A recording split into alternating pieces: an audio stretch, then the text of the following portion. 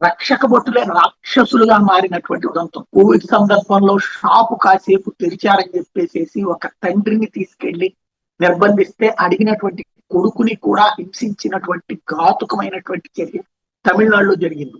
దాంట్లో చిట్ట చివరికి యావజ్జీవ కారాగార శిక్ష కాదు, ఉరి శిక్ష వేసినటువంటి పరిస్థితి. దీనికి అంతటికీ కారణమైనటువంటిది రేవతి అనేటటువంటి ఒక కానిస్టేబుల్ ధైర్యంగా చెప్పినటువంటి సాక్ష్యం. హెడ్ కానిస్టేబుల్ రేవతి సాత్తాను కూడా లాకప్ డెత్ కేసులో 9 మంది తోటి పోలీసులు ఉరి శిక్ష పడడానికి కారణమైన కీలక సాక్షి ఆవిడే.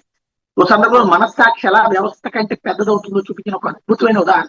తమిళనాడులో జరిగిన లాకప్ పదాలు దేశాన్ని కుదిపేసిన సంఘటన, తండ్రి కొడుకులు చెప్పేసినటువంటి సంఘటన జరిగిన తర్వాత స్టేషన్ లో పరిస్థితి ఎలా ఉందంటే, జరిగింది బయటికి రాకూడదని ఒక ఒత్తిడి స్పష్టంగా కనిపించింది. సాక్ష్యాలు తుడిచేయాలి, కథను మార్చాలి, ఇవే ప్రధాన లక్ష్యాలుగా మారిపోయినాయి. ఇలాంటి సమయంలో అందరూ కూడా చివరికి పై అధికారుల ఒత్తిడికి తమ ఉద్యోగాల కోసం లొంగిపోతుంటే పోలీస్ స్టేషన్ శుభ్రం చేసి సాక్ష్యాలు తుడిచేసిన ఆమె అత్యంత చాకచక్యం గోడల మూలల్లో టేబుల్ కింద మిగిలిపోయిన రక్త పరకలు గుర్తించి మ్యాజిస్ట్రేట్ కి చూపించారు.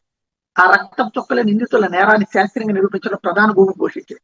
సీసీటీవీ ఫుటేజ్ మాయం చేసిన తన జ్ఞాపక శక్తితో సంఘటన జరిగిన సమయాన్ని పోసుకొచ్చినట్టు వివరించింది. దాంతోనే ఇప్పుడు శిక్ష పడింది. మ్యాజిస్ట్రేట్ అప్పుడు సిబిఐ ఎంక్వైరీ వేయడం, మ్యాజిస్ట్రీరియల్ ఎంక్వైరీ జరగడంతో అసలు విషయాలు బయటపడ్డాయి.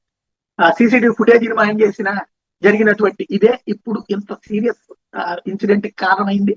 ఆ రేవతి గారు గనక ఆ పని చేయకపోయి ఉంటే వాళ్ళంతటి వాళ్లే చచ్చిపోయారని చెప్పేటటువంటి పోలీసులు.